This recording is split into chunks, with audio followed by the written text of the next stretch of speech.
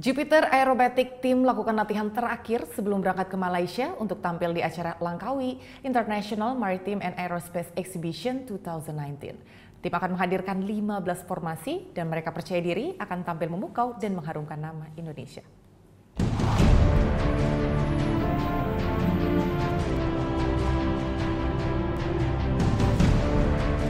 Melesat dan beraksi. Inilah atraksi Jupiter Aerobatic Team TNI Angkatan Udara. Berlokasi di Lanut Adi Sucipto, Yogyakarta, Selasa siang para anggota menampilkan 15 formasi. Ini menjadi latihan terakhir sebelum tim tampil di acara Langkawi International Maritime and Aerospace Exhibition 2019 di Malaysia. Berbagai persiapan telah dilakukan oleh tim yang terdiri dari 13 anggota, di mana 6 diantaranya merupakan penerbang. Meskipun terdapat kesulitan dalam melakukan formasi, namun mereka optimis dapat tampil memukau. Kalau kesiapan, kami sudah mulai berlatih dari bulan Januari, kami sudah melatihkan semuanya, baik itu kesiapan di penerbangnya sendiri, kemudian pesawat juga kami siapkan dengan kerjasama dengan para teknisi.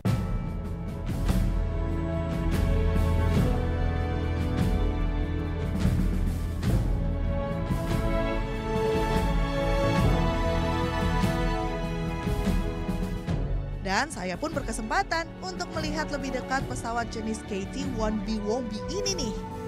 Bisa dilihat di belakang saya ini warna pesawat merah putih sama dengan warna bendera Indonesia, dan kalau dilihat di belakangnya tuh itu ada gambar burung Garuda yang merupakan lambang negara Indonesia, dan diharapkan nih JAT Jupiter Aerobatic Team dapat membanggakan Indonesia melalui performanya.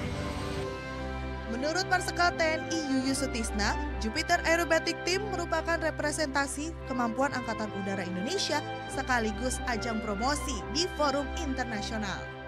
Angkatan Udara pada umumnya memiliki Jupiter Aerobatic Team untuk merepresentasikan bahwa itulah kira-kira salah satu atau sekelumit bagian daripada kemampuan mereka. Nah, kita juga memiliki hal itu.